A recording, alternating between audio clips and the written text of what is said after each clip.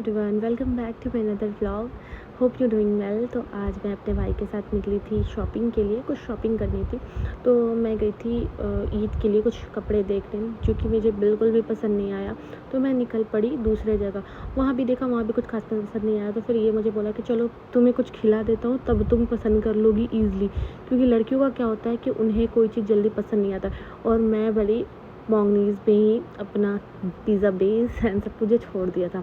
और फिर ईद का भी टाइम था, तो ये बोला कि चलो जो जो आइटम लेना है यहाँ ही से ही ले लो।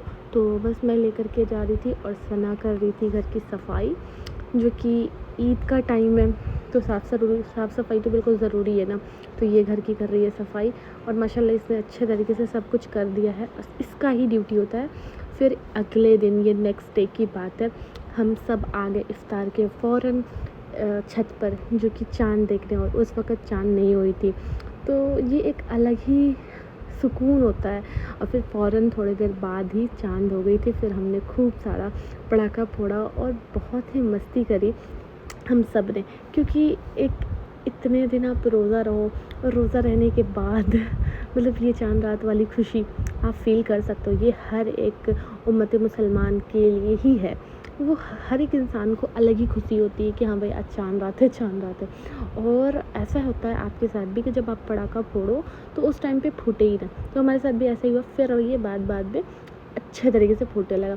हमें तो बहुत खुशी हुई, और देखो माशाल्लाह सबके फेस पर पूरी रौनक है। तो बहुत अच्छा लगता है चाँद रात, और इस टाइम हम सब सेलिब्रेट करते हैं। इतनी खुशी होती है चाँद देखकर। और हमने सब ने दुआ मांगा।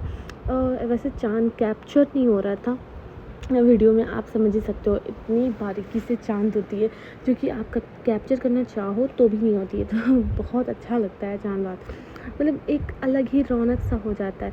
तो उस दिन आप समझ सकते हो कितना काम होता है। तो मैंने बहुत कुछ तो रिकॉर्ड नहीं किया, बट जो भी मैंने छोटे छोटे क्लिप्स एंड स्नैप थे वो मैंने इसमें ऐड ऑन कर दिया। फिर मैं और मेरे भाई और मेरी बहन की हम लोग चले गए थे आंटी के घर। वहाँ पे मैंने मेहंदी वेहंदी लगा करके बैठ गई। फिर ये आने के बाद घर पे मैं रात के 2 बजे बना रही हूँ दही बड़े। अब आप समझ सकते हो कितना मुश्किल होता है एक लड़की का ज़िंदगी, और फेस्टिवल के टाइम तो और भी। तो ये सब प्रिपरेशन मैं रात को ही कर लेती हूँ, क्योंकि मॉर्निंग में दिन भर मतलब कोई ना कोई आने ही लगता है, और उस टाइम आपके घर के जो भी जेंट्स होते हैं उन्हें भी बाहर जाने होते हैं। तो माशाल्लाह मेरे छोले भी अच्छे से गल चुके हैं। तो ये देखो मैं इमली की चटनी बना रही हूँ। तो यही सब आजकल कर रही हूँ। और माशाल्लाह आप सबको ईद मुबारक। और मेरे दादा भी रेडी हो चुके थे, और ये थी मेरी ईद की आउटफिट, जो कि आप देख सकते हो। मुझे पर्सनली बहुत पसंद आया। ये मैंने आगा नोट से लिया था। आप सब बताना मेरी ईद की आउटफिट कैसी है। मुझे बहुत अच्छी लगी। बहुत लाइट साइड में है, बहुत सारे लोग बोलेंगे कि लाइट साइड में क्यों है। तो पर्सनली ये कलर मुझे बहुत पसंद भी है, क्योंकि मेरे पे अच्छा लगता है ये कलर पहनने के बाद, अच्छा लगता है पहनने पर। तो यही था मेरा ईद का आउटफिट, और मैंने ज़्यादा कुछ रिकॉर्ड नहीं करा। आप बोलोगे कि मतलब इतनी कम चीज़ें हैं, तो ऑफकोर्स क्योंकि उस टाइम अगर आप एक लेडी हो या एक गर्ल हो, तो ईद के टाइम आप समझ ही सकते हो कि कितना बिजी शेड्यूल हो जाता है। तो ये थी, बस मैंने थोड़ा थोड़ा ही रिकॉर्ड करा है। और मतलब कब कौन आ जा रहा था, ये चाँद रात से एक दिन पहले की ब्लॉग है, और चाँद रात से लेकर के ईद तक की ब्लॉग है। तो इसमें सब कंबाइन है, तो आप देख कर समझ लेना। तो यही सब थे मेरे चूड़ियाँ, कुछ ज्वेलरी आइटम। तो बस यही सब हो रहा था। और फिर मतलब मैं सोच रही थी कहाँ कहाँ जाऊँ। तो और उस टाइम पे आप जा भी नहीं सकते हो, क्योंकि कोई ना कोई कभी पापा के दोस्त, कभी बाबू के दोस्त, कभी सना के दोस्त, कोई ना कोई आ ही रहे थे। फर्स्ट डे समझ लो इतना हेक्टिक शेड्यूल हो जाता है कि कहीं भी जाना एंड कहीं भी निकलना बहुत मुश्किल हो जाता है। मतलब एक तो इतनी गर्मी हो रही है, अभी बिल्कुल गर्मी है नहीं, और इतनी गर्मी हो रही है कि मैं क्या बताऊँ। और मैं यहाँ हो रही हूँ रेडी, क्योंकि भाई मैं कहीं जाऊँ या ना जाऊँ, रेडी तो होना बनता है भाई। 30 रोज़ा रखा है अल्हम्दुलिल्लाह। तो रोज़ा रहने के बाद ये तो बनता है ना कि हाँ भाई अपनी आउटफिट पहनूँ। तो ये थी मेरी आउटफिट, जो कि आप देख सकते हो। यहाँ हो रही है सना रेडी, और ये ईद की सेकंड डे की है, जो कि इसकी फ्रेंड्स आई हुई हैं सारी, और सब हाय कर रही हैं। मैंने वॉइस ओवर कर दिया है, तो आई थिंक ये ना दिखे। और ये मेरी मोहल्ले की क्यूट सी लड़की है, जो कि माशाल्लाह बहुत प्यारी है, एंड इसकी आइज़। तो यही सब है, कहीं आना जाना होते रह रहा है। फिर शाम के वक्त मेरी मामू की लड़की आई, तो हमने खूब सारी मस्ती की, एंजॉय की। ज़्यादा देर तो हम टाइम स्पेंड नहीं किए इन लोगों के साथ क्योंकि हमारी थी दावत, तो हमें वहाँ भी जाना था। बट हमने जितने देर मिला अल्हम्दुलिल्लाह बहुत अच्छे तरीके से मिला और बहुत ही मज़ा आया। तो मैंने ज़्यादा कुछ बनाया नहीं था, यही सब जो जो थी घर में वो सब, और कुछ कुछ बनाया था, तो माशाल्लाह इन सबको बहुत पसंद आया। बस यही सब हो रहा है आजकल।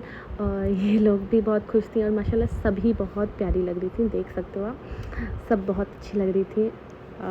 हम लोगों ने खूब मस्ती करा। फिर थोड़ी देर बाद मैं इन सबको लेकर के आई अपने किटन की बेबीज़ जो कि थे, और ये सब देख कर के इतना खुश हो रही थी। एंड सब ने स्नैप भी करी क्योंकि आप इंडिया में हो तो ऑफ कोर्स आपको पता ही होगा कि स्नैप क्या चीज़ें हैं। फिर मैं 8 बजे के करीब हम सब निकल पड़े थे अपने फूफू के घर, तो वहाँ हम लोग गए, खूब मस्ती किया। और अजलान मेरे साथ ऐसे खेल रहा है, ये मुझे अपनी कार एंड टॉयज़ ला करके दिखा रहा है कि देखो वो ये है।